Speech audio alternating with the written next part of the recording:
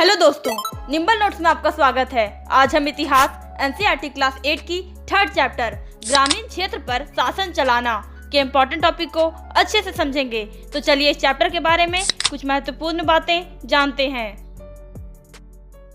इस अध्याय में हम सबसे पहले पढ़ेंगे कि ईस्ट इंडिया कंपनी को कब और क्यों बंगाल का दीवान तैनात किया गया। फिर हम कंपनी की आमदनी, कंपनी द्वारा खेती में सुधार की जरूरत तथा खेती में सुधार की समस्या के बारे में पढ़ेंगे। उसके बाद हम होल्ट मैकेंजी नामक अंग्रेज द्वारा लागू की गई एक नई व्यवस्था तथा मुनरो व्यवस्था के बारे में भी अध्ययन करेंगे।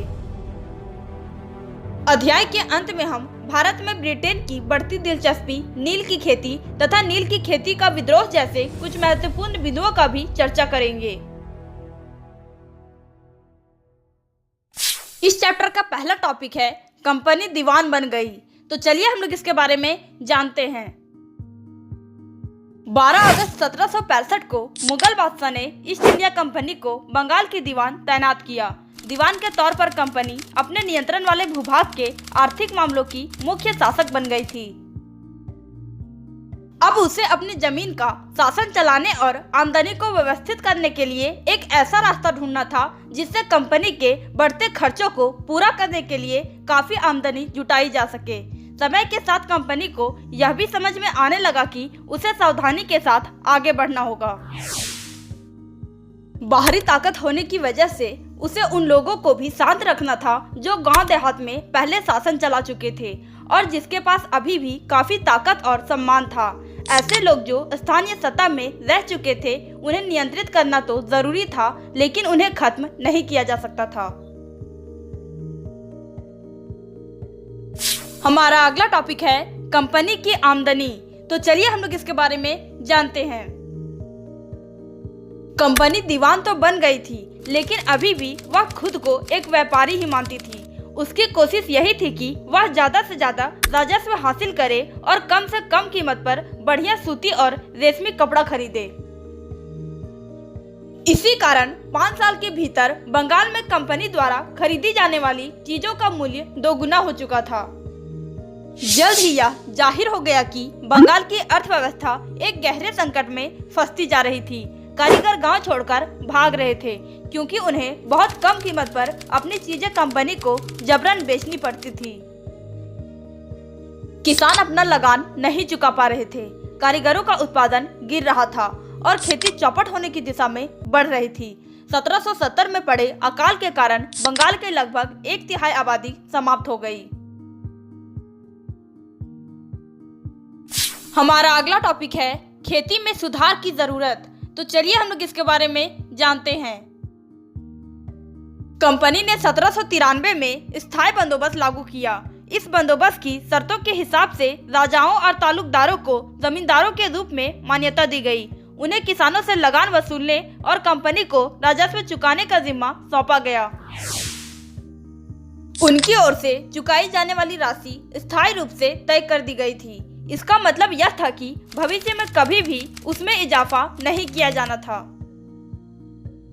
अंग्रेजों को लगता था कि इससे उन्हें नियमित रूप से राजस्व मिलता रहेगा और जमींदारों को जमीन में सुधार के लिए खर्च करने का प्रोत्साहन मिलेगा। उन्हें ऐसा इसलिए लगता था क्योंकि राज्य की ओर से राजस्व की मांग बढ़ने वाली नहीं थी, इसलिए जमींदार बढ़ते उत्पादन से फायदे में रहेंगे। हमारा अगला टॉपिक है एक नई व्यवस्था।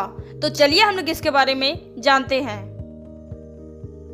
बंगाल प्रेसिडेंसी के उत्तर पश्चिमी प्रांतों के लिए होल्ट मैकेंजी नामक अंग्रेज ने एक नई व्यवस्था तैयार की, जिसे 1822 में लागू किया गया।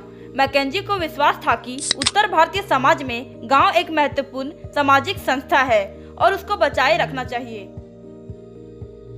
उसके आदेश पर कलेक्टरों ने गांव-गांव का दौरा किया, जमीन की जांच की, खेतों को मापा और विभिन्न समूहों के रीति रिवाजों को दर्ज किया। गांव के एक-एक खेत के अनुमानित राजस्व को जोड़कर हर गांव या ग्राम समूह से वसूल होने वाले राजस्व का हिसाब लगाया जाता था। हमारा अगला टॉपिक है मुनरो व्यवस्था। तो चलिए हम लोग इसके बारे में जानते हैं। ब्रिटिश नियंत्रण वाले दक्षिण भारतीय इलाकों में एक नई व्यवस्था विकसित हुई। उसे रैयतवारी का नाम दिया गया। कैप्टन अलेक्जेंडर रीड और मुनरो को लगता था कि दक्षिण में परंपरागत जमींदार नहीं थे, इसलिए उनका तर्क यह था कि उन्हें सीधे किसानों से ही बंदोबस्त करना चाहिए जो पीढ़ियों से जमीन पर खेती करते आ रहे हैं। हमारा अगला टॉपिक है यूरोप के लिए फसलें। तो चलिए हम लोग इसके बारे में जानते हैं। अंग्रेजों ने यह महसूस किया कि ग्रामीण इलाके न केवल राजस्व प्रदान कर सकते हैं बल्कि वहां यूरोप की जरूरतों के हिसाब से सही फसलें भी पैदा की जा सकती है। 18वीं सदी के आखिर तक कंपनी ने अफीम और नील की खेती पर पूरा जोर लगा दिया। इसके बाद लगभग 150 साल तक अंग्रेज देश के विभिन्न भागों में किसी न किसी फसल के लिए किसानों को मजबूर करते रहे। हमारा अगला टॉपिक है भारतीय नील की मांग। तो चलिए हम लोग इसके बारे में जानते हैं। नील का पौधा मुख्य रूप से उष्णकटिबंधीय इलाकों में ही उगता है। 13वीं सदी तक भारतीय नील की बहुत थोड़ी मात्रा ही यूरोपीय बाजारों में पहुंचती थी। उसकी कीमत भी बहुत ऊंची रहती थी, इसलिए यूरोपीय कपड़ा उत्पादकों को बैंगनी और नीला रंग बनाने के लिए वोड नामक एक और पौधे पर निर्भर रहना पड़ता था। मगर कपड़े को रंगने वाले नील को ही पसंद करते थे। नील से बहुत चमकदार नीला रंग मिलता था, जबकि वोड से मिलने वाला रंग बेजान और फीका होता था। 18वीं सदी के आखिर तक भारतीय नील की मांग और बढ़ गई। हमारा अगला टॉपिक है भारत में ब्रिटेन की बढ़ती दिलचस्पी। तो चलिए हम लोग इसके बारे में जानते हैं।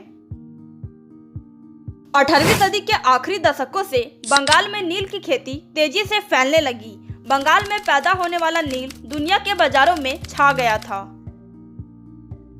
1788 में ब्रिटेन द्वारा आयात किए गए नील में भारतीय नील का हिस्सा केवल 30% था। 1810 में ब्रिटेन द्वारा आयात किए गए नील में भारतीय नील का हिस्सा 95% हो चुका था। जैसे जैसे नील का व्यापार फैला, कंपनी के अफसर और व्यावसायिक एजेंट नील के उत्पादन में पैसा लगाने लगे। समय बीतने के साथ कंपनी के बहुत सारे अधिकारियों ने नील के अपने कारोबार पर ध्यान देने के लिए अपनी नौकरियां छोड़ दी। भारी मुनाफे की उम्मीद में स्कॉटलैंड और इंग्लैंड के बहुत सारे लोग भारत आए और उन्होंने नील के बागान लगा लिए। जिनके पास नील के पैदावार के लिए पैसा नहीं था, उन्हें कंपनी और नए नए बैंक कर्जा देने को तैयार रहते थे। हमारा अगला टॉपिक है नील की खेती कैसे होती थी। तो चलिए हम लोग इसके बारे में जानते हैं। नील की खेती के दो मुख्य तरीके थे, पहला नीज और दूसरा रैती। नीज खेती की व्यवस्था में बगान मालिक खुद अपनी जमीन में नील का उत्पादन करते थे। नील की खेती करने के लिए उन्हें बड़े बड़े भूखंडों की जरूरत थी। बड़े पैमाने पर नीज खेती के लिए बहुत सारे हल बैलों की भी जरूरत थी। रैती व्यवस्था के तहत बगान मालिक रैतों के साथ एक अनुबंध करते थे। जो किसान अनुबंध पर दस्तखत कर देते थे, उन्हें नील उगाने के लिए कम ब्याज दर पर बगान मालिकों से नगद कर्जा मिल जाता था। हमारा अगला टॉपिक है नील विद्रोह। तो चलिए हम लोग इसके बारे में जानते हैं। मार्च 1859 में बंगाल के हजारों रैयतों ने नील की खेती से इनकार कर दिया। जैसे जैसे विद्रोह फैला, रैयतों ने बगान मालिकों को लगान चुकाने से भी इनकार कर दिया। वे तलवार, भाले और तीर कमान लेकर नील की फैक्ट्रियों पर हमला करने लगे। औरतें अपने बर्तन लेकर लड़ाई में कूद पड़ी। बगान मालिकों के लिए काम करने वालों का सामाजिक बहिष्कार कर दिया गया। इस बगावत के बाद बगान मालिक बिहार पर ध्यान देने लगे। 19वीं सदी के आखिर में कृत्रिम रंगों का निर्माण होने लगा था। इससे उनका व्यवसाय बुरी तरह प्रभावित हुआ। जब महात्मा गांधी दक्षिण अफ्रीका से लौटे तो बिहार के एक किसान ने उन्हें चंपारण आकर नील किसानों की दुर्दशा को देखने का न्योता दिया। 1917 में महात्मा गांधी का यह दौरा नील बगान मालिकों के खिलाफ चंपारण आंदोलन की शुरुआत थी। ओके दोस्तों, इस चैप्टर के इम्पोर्टेंट टॉपिक को आप एक बार फिर से देख लें ताकि आपको पता चले कि आपने इस चैप्टर में कौन कौन से टॉपिक को समझा है।